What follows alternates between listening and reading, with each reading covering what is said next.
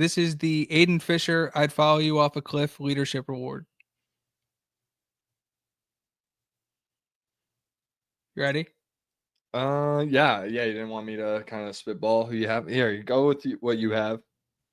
The nominees are Aiden Fisher, Kalen Black, Mikal Kamara, D'Angelo Pons, Pat Coogan, and Byron Baldwin Jr. Yeah, in terms of guys I know for sure have really good leadership. Like I've been on teams where there's like 4 stars, future NFL players, right? Like I wouldn't necessarily call them the best leaders. Just because they're your best player doesn't make them your best leader. And I remember not voting for the 4-star corner that we had. I didn't nominate him for captain because there were other guys that were more vocal, those showed better example. It wasn't like he was a bad example. It was more so like he's quiet. He's a quiet guy. Quiet guy, kind of does his thing. Playmaker, just not super vocal with the team, which is fine. Like he's still a good guy to be around, like good example, but it's just like not the most vocal guy. Guys I know that are vocal. Fisher, Coogan, Kalen Black. Those are guys that I could see and then Mendoza. Like if I had to guess who Mendoza should be. I can guess who the 4 captains are. That might be my guess. Is probably those 4 in terms of who's walking out for the coin toss.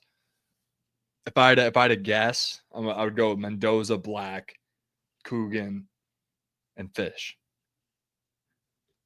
I would probably Kamara is probably out there. Sure, yeah, maybe.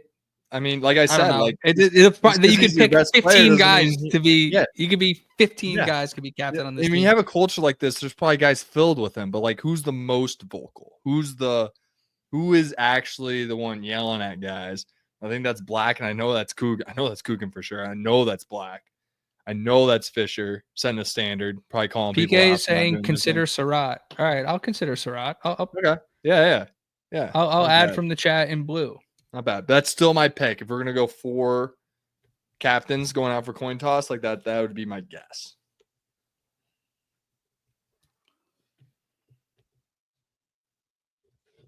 So look, we got red and blue. I don't know if you can see that, but the next award, the Mikal Kamara. Of course, I can do it at this level. Transfer Player of the Year. So obviously, Mikal Kamara, unlike Aiden Fisher, who was eligible for the award named after him, Mikal Kamara not a transfer this year, so he's not eligible for the Mikal Kamara. Of course, I can do it at this level award. But the nominees are Stephen Daly, Hosea Wheeler, and Lee BB Jr. Lee BB Jr. We brought in so many like power 4 transfers this past year as opposed to last year, to where it's like, I'll throw Holden Stays on there just because his production isn't necessarily where I know he was a blue chip top 10 tight end recruit coming out. Like he was a 4-star, he's big, but like it's still wait and see with him. He's one of those potential overproduction guys that we brought in, and like very similar to Trey Wettig coming in. And then PK mentioned the App State receiver. I already gassed up Mekhi Jackson a good bit. I'll throw him on that list as well. I can do it on this level. I think receiver translate. I mean, we saw the production from Cross last year, and we saw the production from Surratt last year, and Mekhi Jackson's gonna, he's definitely. Mekhi Jackson fits the mold for sure. I'd take Mekhi Jackson. 100%. And if we're staying group of 5, that's probably a very solid list. Oh, Amarion Knighton. Oh. But his role is probably not going to be as big as those other guys we mentioned. But we'll have an impact. But good call out PK. I like Mekhi Jackson. Yeah, Wheeler is supposed to be the real deal. I saw someone compare him to CJ West, and I want it very known that they're very. I know they're both D tackles, but they're very different types of players. CJ West is a true nose. He's going to line up on the center guard. Wheeler can kind of do it all.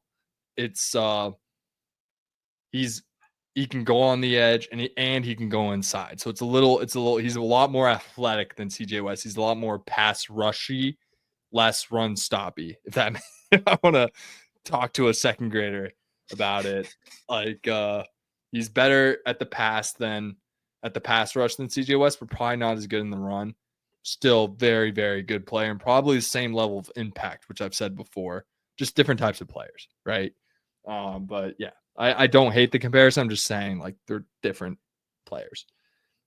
In terms of who could be CJ West, like Ratcliffe and Tucker are filling that role collectively this year. And Tyreek Tucker's a hell of a pass rusher too. He's not just, Ratcliffe's probably more run stop. Tyreek Tucker's more pass rush. And if I were to compare those two nose tackles that we have, but I kind of just went on a tangent. No, that's good. I realized I skipped a category, so I'll go back. This is the Carter Smith Man Mover Award for Best O-Line. I know you had a problem with that. You wanted it to be Dan Feeney. I know another individual who played offensive line for Kurt Signetti that now maybe at Barstool. Sounds pretty good for this award, but don't worry, he's coming up a little later. So hold your horses. But yes, Carter Smith, in my opinion, was the best offensive lineman on the team last year, so he gets the offensive lineman award named after him. So the Carter Smith Man Mover Award for Best O-Line is obviously the 8 playable offensive linemen we have: Carter Smith, Drew Evans, Coogan, Lynch, Mikowski, Benson, and Ajani. Yeah, and Livefried. We'll just throw all 8 playable linemen on there. Yeah, I know. You have Drew Evans on there, right? Yep. All right. Yeah, I mean, 8 playable O-linemen. What I like about them is that they're really good as a unit. Hopefully they don't go silent count this year. That was the big issue with Ohio State. And I'm praying that it's a snap count. Yeah, but it is what it is. They're never doing so. I don't think they'll do silent count for the rest of Signetti's tenure in Indiana. I'm gonna go out on a limb and say that. And yeah, John said don't forget about Lawrence. I'm not forgetting about him. I just haven't seen it. I just haven't really. For you, John, he's I'm a different type of. Yeah, he's a different. Sure, we'll throw him on there. For John, for sure. For John, sure. But yeah, if I had to guess who's going to be our best lineman this year, it's going to be Carter Smith. And it's just like Benson and Mikowski coming in with in a competition for right tackle. And then for me, it's pretty straightforward if Evans is healthy, where it's Evans, Coogan, Lynch, left to right. I mean, that's a way better interior. I mean, I think we haven't talked about kind of Kaded was good, like solid, like can do the job, right? Coogan kind of takes us to a whole nother level when we talk about that group, just in terms of just overall size. Like Kadek was a little chunkier, 6'3", 330, whatever, 320. Coogan's more of a built out 6'5", 310, more of your kind of NFL center build, which I think is going to have a big impact on this team in terms of what they can do. Like, I'm not trying to shit on Mike Kadek, but I do see it as it's a much bigger upgrade than I think a lot of the preseason media and even us maybe are giving it credit for.